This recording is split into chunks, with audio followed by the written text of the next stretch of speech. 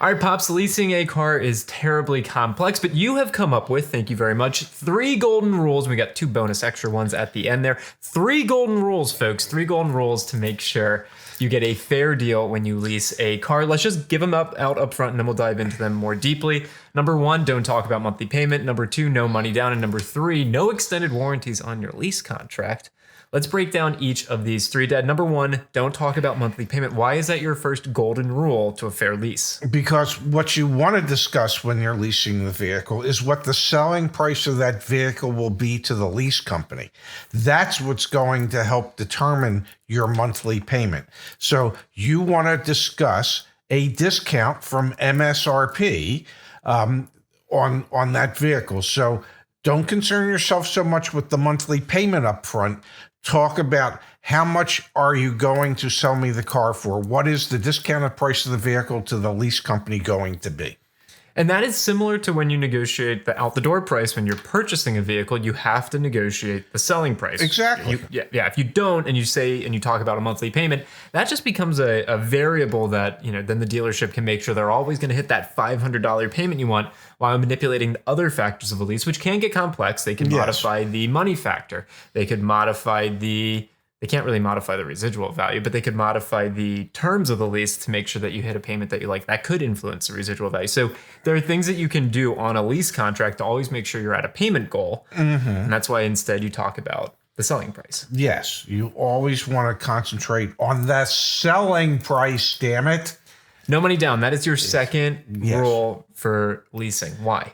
Because whatever money you put down, if you put beyond, say, your first payment in taxes and title, if you put down money, you're just reducing the selling price to the leasing company with a cap cost reduction.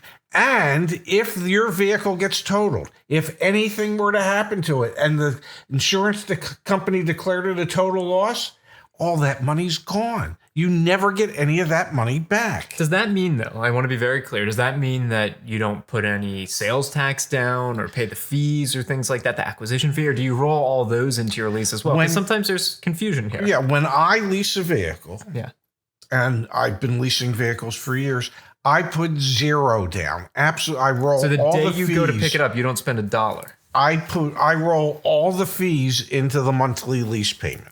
Why is that? Because I don't want to take any money out of my pocket in case the vehicle gets totaled.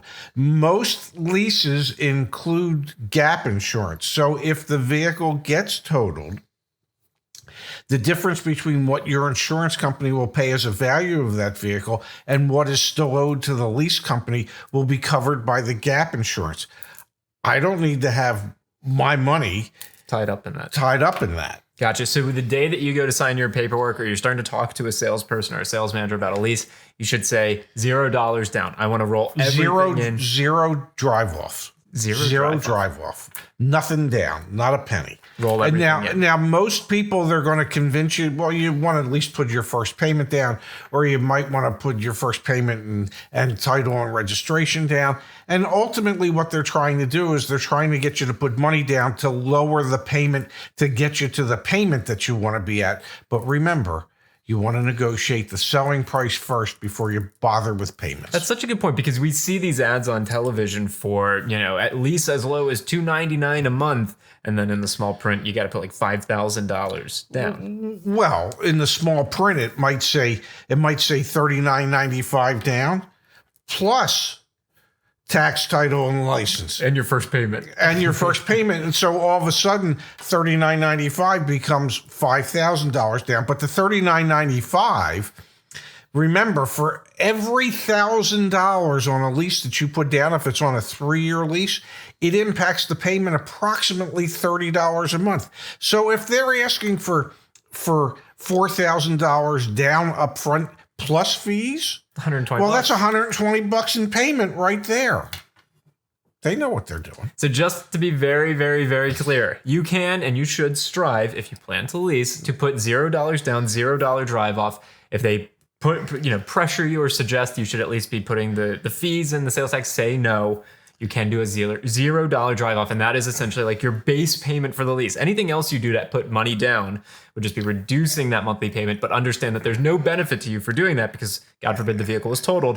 Your money's just gone. And any money that they want you to put down or that you might put down, don't put it down. Put it in a separate bank account and draw off of it every month between the payment that you would have liked it to have been and the payment that it now is. Yeah, can we use an actual example? Like, imagine you want a $500 a month lease payment, and the dealership says to you, well, to do that, you got to put $5,000 down. And if you don't put the $5,000 down, then it's a $650 a month payment.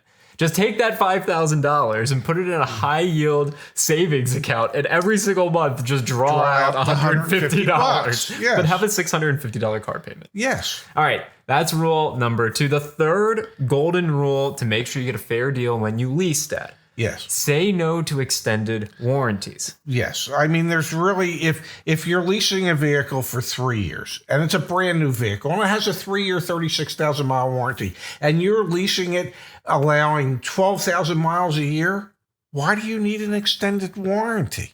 You're turning the vehicle back in at the end of the lease. Or if you want to buy the vehicle at the end of the lease, you can buy a warranty at that point in time. But for every extended warranty that they sell you, say it's $3,000 or $4,000 that they're charging you for a warranty that you're never ever going to use. Well, if it's $3,000, that just added $90 a month to your payment. No extended warranties when you're still covered under a factory warranty. Yeah, it makes absolutely no sense because if you're leasing to purchase, which is a whole other concept and one that truly is not a smart financial decision, lease to lease, purchase to purchase. If you are leasing to purchase, sure, you can make a case for, we'll get the extended warranty. You know what? When the lease term is up at 3 years and you actually go to buy it, buy the doggone thing then and negotiate the hell out of it. Do not add it to your contract today. To your point, it adds so much to the payment. And more importantly, it provides literally no value because the vehicle is under the manufacturer warranty. And we're not kidding around when we say that we see this. We've shown you the example here in the video. It's disgusting, to be honest. All right, 2 more bonus rules. They're not golden rules, but they're very important, Dad. Yes. Number 1, ask for the money factor. Yes. And if you can't get your hands on the money factor, at least ask, are you marking up the money factor? And do your internet research, gang. We have the CarEdge community forum. You can ask for money factors on the CarEdge community forum, and frequently, members of our community can provide them to you. But the money factor is the interest portion of your lease debt. And just like a finance, just like an auto loan, the dealer can mark that up, correct? Yes, since it's in direct lending, they're allowed to mark it up. So if the money factor was, say, 0.00150, many times a dealership will mark it up as much as 100 basis points to 0.00250. Well, that 100 basis points adds quite a bit to your payment and quite a bit to the back end profit that the dealer gets from the lease company. So ask, hey, what's the money factor? And they might not want to tell you, but they should. You can ask, what's the buy rate on the money factor? And if they don't want to tell you that, say, well, how much are you marking up the money factor? Just so I know. And if they tell you they're marking it up 50 basis points and they tell you what the money factor is, then you can figure out what the buy rate was. Yeah, absolutely. Again, just do some research here on this one so that you can feel more confident. The 5th and final, and this is one of those honorary mention rules, Dad, ask if they're marking up the lease acquisition fee. So every car lease has a lease acquisition fee. This is charged by the leasing company.